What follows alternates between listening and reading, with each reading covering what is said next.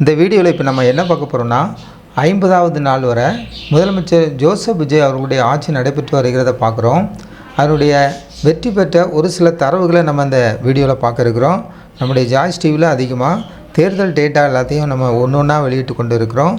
தமிழ்நாட்டின் அரசியல் வரலாற்றில் ஒரு பொற்கால பக்கம் இன்று எழுதப்பட்டு இருக்கிறது. பல மாதங்களாக காத்திருந்த தமிழ்நாட்டு மக்கள் தங்கள் தீர்ப்பை மின்னணு வாக்குப்பதிவு இயந்திரங்களில் பதிவு செய்திருக்கிறாங்க. அந்த தீர்ப்பு இன்று வெளியாகியிருக்கிறத நம்ம பார்க்குறோம். தமிழக அரசியலில் புதிய சகாப்தத்தை உருவாக்கி தளபதி ஜோசப் விஜய் அவர்களின் தமிழக வெற்றி கழகம் பிரம்மாண்டமான வெற்றியை பதிவு செய்திருக்கிறது. இந்த நேரத்தில் தமிழகம் முழுவதும் இது ஒரு பேசும் பொருளாக இருக்குது. அதிமுக திமுகவையும் தாண்டி ஒரு கட்சி வெற்றி பெற்று வந்திருக்கிறது ஒரு பெரிய காரியம். 50 நாளை கடந்தாச்சு. தேர்தல் முடிவுகளுடைய புள்ளி விவரத்தை நம்ம இந்த வீடியோவில் பார்க்க இருக்கிறோம். இந்த தேர்தல் களம் பலமுனை போட்டியாக இருந்த போதிலும் மக்கள் ஒரு தெளிவான மாற்றத்தை விரும்பியது இந்த முடிவில் நம்ம பிரதிபலிக்கிறத நம்ம பார்க்குறோம். மொத்தமுள்ள தொகுதிகளில் வெற்றி நிலவரத்தை நம்ம பார்க்க இருக்கிறோம். தமிழக வெற்றி கழகம் 108 இடங்களில் வெற்றி பெற்றிருக்கிறத பார்க்குறோம். திமுக திராவிட முன்னேற்ற கழகம் 59 இடங்களில் வெற்றி பெற்றிருக்காங்க. அண்ணா திராவிட முன்னேற்ற கழகம் அதிமுக 47 இடங்களில் வெற்றி பெற்றிருக்கிறத பார்க்குறோம். பிற கட்சிகளை நம்ம எடுத்துக்கிட்டோம்னா 2026 சட்டமன்ற தேர்தல் நம்ம பார்த்துட்ருக்கோம். காங்கிரஸ் கட்சி 5 இடங்களில் வெற்றி பெற்றிருக்காங்க. பாட்டாளி மக்கள் கட்சி 4 இடத்துல வெற்றி பெற்றிருக்காங்க.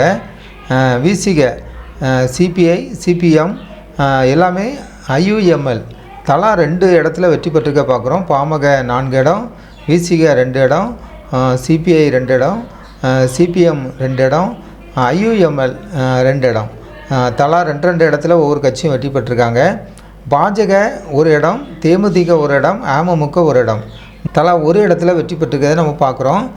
தமிழக அரசியல் களம் இன்று முற்றிலும் மாறி இருக்கிறது. ஒரு புதிய அரசியல் கட்சி தனது முதல் தேர்தலிலே 108 இடங்களில் கைப்பற்றியிருக்காங்க. தனி பெரும்பான்மையுடன் ஆட்சி அமைச்சிருக்காங்க என்பது நமக்கு எல்லாம் தெரிந்தது தான்.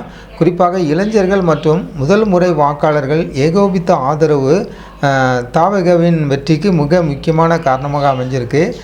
மாற்றம் ஒன்றே மாறாது என்பதற்கேற்ப ஜோசப் விஜய் அவர்கள் தமிழகத்தின் புதிய முதலமைச்சராக பதவியேற்று 50 நாட்களை கடந்துள்ளது. எதிர்கால சவால்கள் மற்றும் மக்களின் எதிர்பார்ப்பை நம்ம பார்க்க இருக்கிறோம். வெற்றி ஒரு பக்கம் மகிழ்ச்சியை தந்தாலும் ஒரு ஆட்சியாளராக விஜய் அவர்களுக்கு முன்னால் பல சவால்கள் உள்ளன.